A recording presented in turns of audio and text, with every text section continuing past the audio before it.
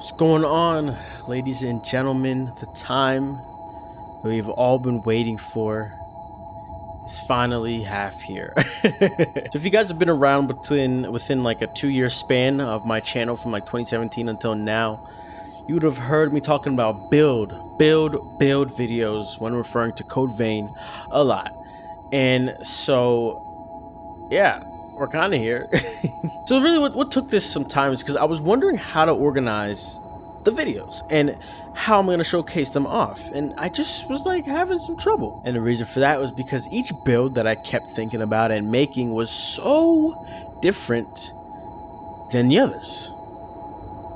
So I was like, how do I follow a single idea? Like, I have no idea. And I feel like whatever I title or whatever build I make, people are gonna be like, what are you talking about, right? So I thought, why don't I like talk about the whole concept of making builds, because it's just that kind of flexible, and you guys can kind of have fun, explore along with me. And whenever I finally figure something out, you know, the proper one that I want to start off with, you know, I'll have that video out. On that note though, also I'm still trying to, you know, unlock every single and max out every single gift, so that's also a reason why we're not fully ready yet, because there are some gifts that I'm missing that are crucial to some builds that I have in mind. And you know, and they could really increase my damage, but you know, nonetheless, man, it doesn't matter. The concept is the same, right? And so whenever I have unlocked them all, then we can start those specific videos. So the big theme of today's video and today's tutorial, whatever the hell you want to call this, bro, is pay attention.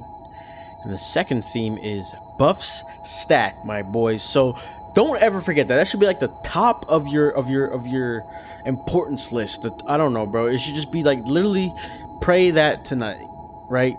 Buffs stack, my boy. So we're gonna break this down in sections: stat scaling, blood codes, blood veils, passives, buffs, gifts, and weapons. So dependent on your stats, as you can see at the bottom left, I have strength, dexterity, mind, willpower, vitality, fortitude.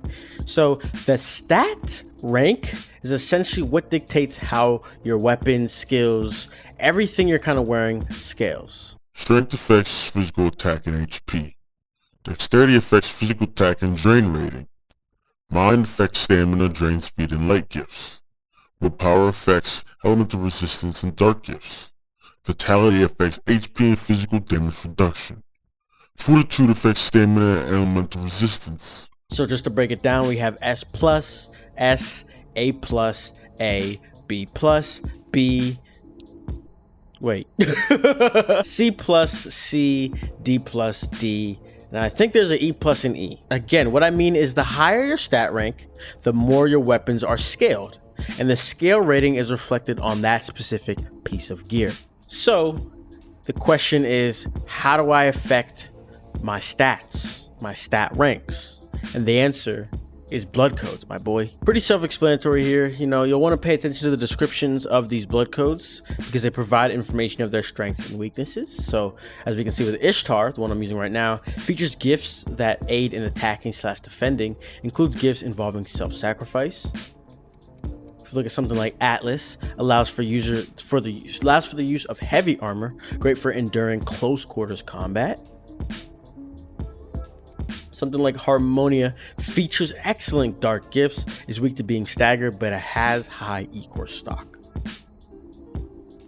So obviously you can also look at the stat changes as I kind of cycle through those, but that description is going to give you a very quick understanding, so you can kind of decide right off the bat, do I want to use this? No. Yes, maybe, no. Something like Jax is literally meant for one-handed weapons, especially when you see its weight allowance to how low it is. You almost can't use anything else and be viable in a sense. And you can also notice how his dexterity for this blood code is S, you know? So there you go. A few key things that you don't want to miss is mobility, which is tied to kind of like your weight limit, what we just went over. Drain attack, you would like that to be higher for a more range-based build, or a more E-core based build, should I say, gift-based, whatever. And then the last piece would be the gift. If you see a blood veil, gift, light, dark, that's affecting how effective how effective, you know, each respective gift type will be. So mobility, like I said, total weight, and your gifts, blood veil, light, dark, are very key pieces that you want to have in mind when creating a build. And so the next thing that is of most importance, I guess we could say, is the blood veil. Wow, where is my controller going?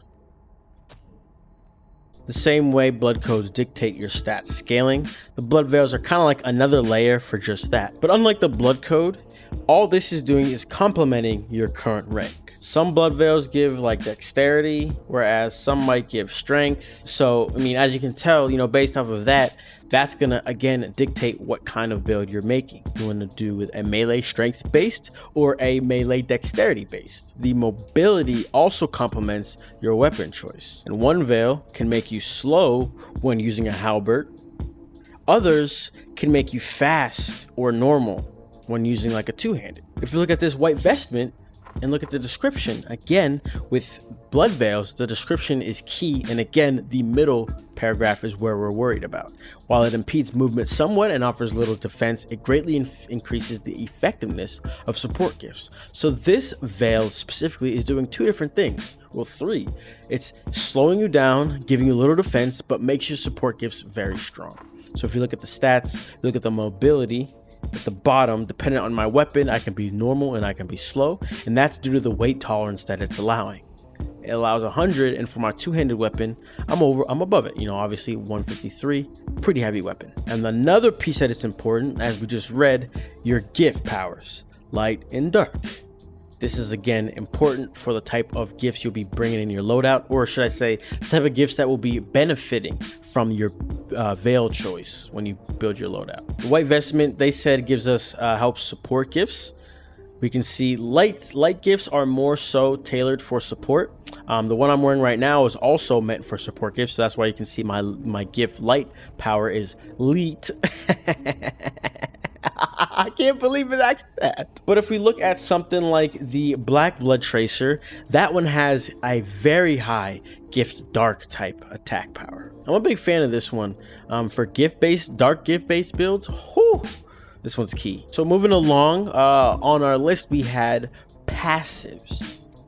So this is part of gifts, but it's very important because these are gifts, yes, but one, it's not limited. It's kind of, you know, these are active and these are passive. So that's kind of why I split them up, because these are now going to further affect your stat scaling ranks. We got things like stat specific increases like mind up, strength and dexterity up, strength and willpower up, and these can respectively take that rank one notch up, I guess you could say. And then some other things like simple increasing attack power just for holding a two-handed weapon, or a very, very powerful one, improved regeneration, increase the amount that you regenerate when you use a single healing. So at the end of the day, these pieces are very important to be looked at, and you're gonna find some very crucial ones to really make your build, you know, take that next step and evolve. And then the next thing we had to talk about, did I label this? I think I did, bruh. Buffs, my niggas. And guess what? This is quiz time, freakers. What did I say, huh? Put it in the comments right now, bruh. I said this should be the most important vocabulary that you learn from this video, bruh. Buffs stack, my boys. One more time in the back. Hey, them buffs be stacking. So like I mentioned, buff stack. But regardless of that, it's very important that you try to get every single one of these attack off buffs. As you can see, this one's temporary boost attack, temporary increases you and your partner's attack, right?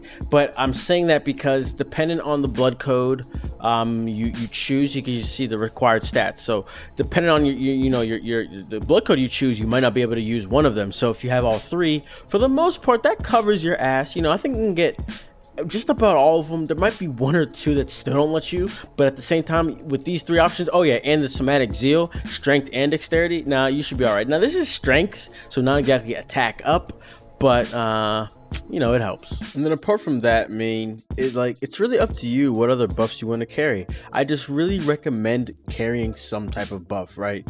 Like whether it's the next attack up, you know, doubled or whatever, or it's the one where it's like ignores defense and something else. Or you think about it like this: there's a passive that from Murasame's blood code where it's like depending on your mobility, you get increased attack. So if you're faster, you have a higher attack. So you can think about that, put that on, then put on the gift buff from Louis' blood code that increases your speed. So now you have quick. So now that gives you an attack buff, right? So just think about that, mix and match what you find that can add up. And that's where you can kind of create your exact and perfect build. So there's one thing that I'm thinking, guys, then I don't feel confident in this. That's kind of why I'm presenting to you in this fashion. You see how it says required stat mind?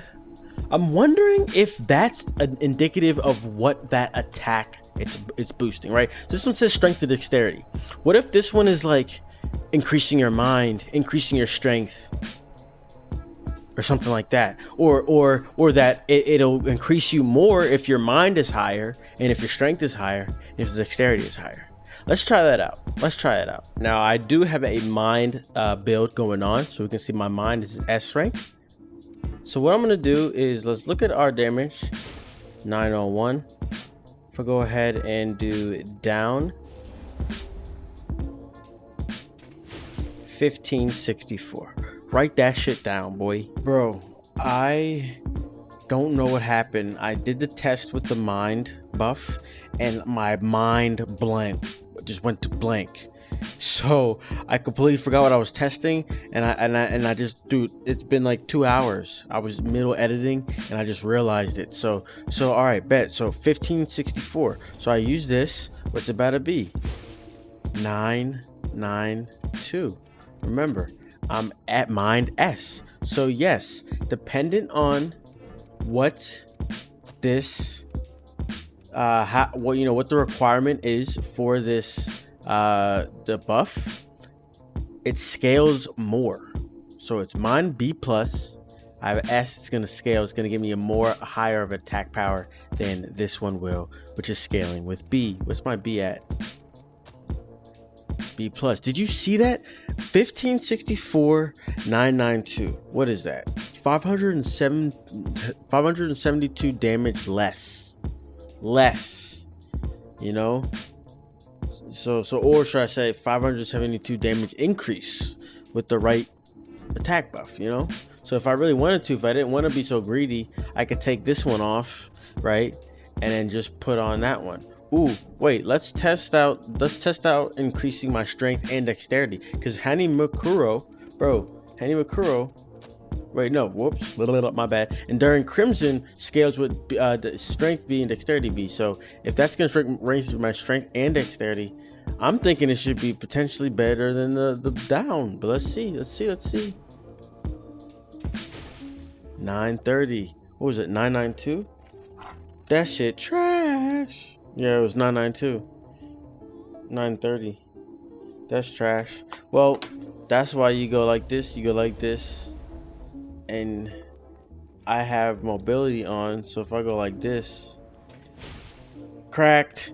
So when I didn't put mobility on, and I was at 1594. When I put the mobility on, I'm at 1839. There you go, ladies and gentlemen. Proof right there. So there you have it. So the second to last piece of your loadout or build will be your gift loadout. And really, this is where it gets just super flexible, man.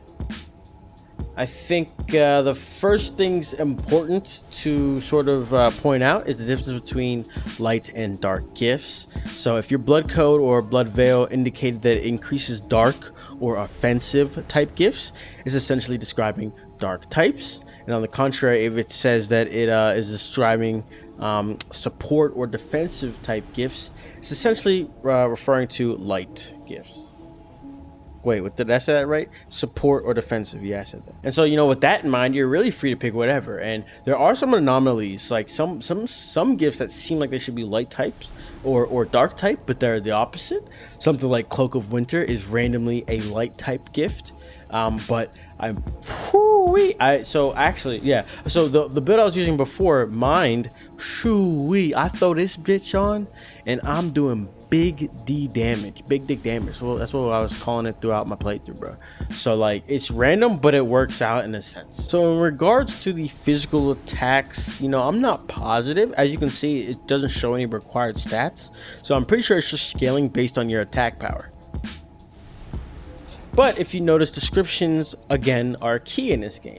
So if you look at Tormenting Blast and we open that up, jump forward to the foe and deliver 2 heavy swift attacks. Heaven Weaponry can be sluggish, so an overwhelming offense can often be your greatest ally.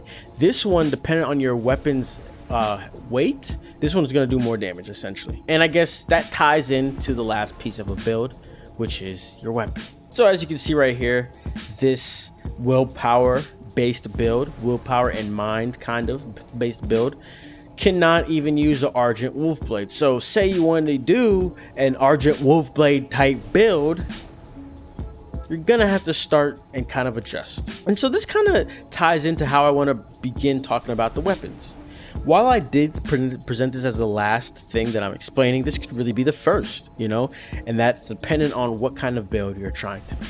So I think you can kind of get that wrapped around your head in the idea that gift or range-based builds obviously won't be using two-handeds, but that includes gift and like E-core usage gift builds, you know. So that's something to keep in mind if you're looking to do. No, if you light or dark based builds, gift based builds, you know, you can use a two-handed. I think my EOS, pretty sure, yeah, for this one this is a support based light attack, light gift based build, or blood code. I'm sorry, I feel like I'm saying tongue twisters right now. EOS blood code is it improves support type gifts, aka light gifts. So even with that, I can still use my two-handed. So just because you want to do a light based or a support or whatever doesn't mean you can't use a two-handed. You know, you just gotta understand what's going on. So really not a whole lot to say here. You know, obviously one-handeds are fast but do less damage.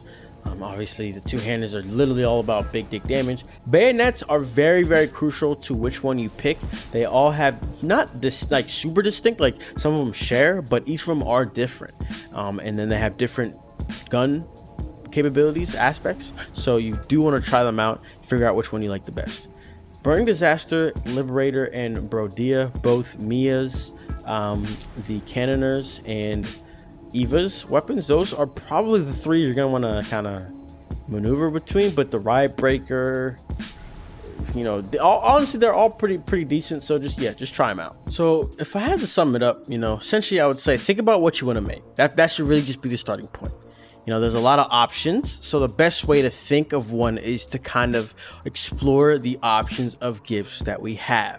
Gifts both being passive and active, and then kind of just see and work with it. You know, do you have enough skills and stuff for guarding, to do something cool with guarding, for mobility, light gift attacks, dark gift attacks, you know what I'm saying? But yeah, other than that, that's all I gotta say for this video. I hope you guys enjoy. I hope this helped you guys for sure. So if it did, be sure to leave a like, subscribe. I do got a lot more content for Code Vein and just anime type games in general, bro. I got stuff coming. You don't want to miss it. JAMSQUAD takeover, bro. 2020. Let's get it. Other than that, that's all I gotta say. So I will see you guys in the next video. All right. Peace. Lamp with the tape, I'm a legend in the room. JAMSQUAD chillin', now my homies bringing boom. Don't try to play the game without asking about the rules. I keep my cards safe, so nigga, what you do? Pop it off easy, I'm not trying to snap your neck.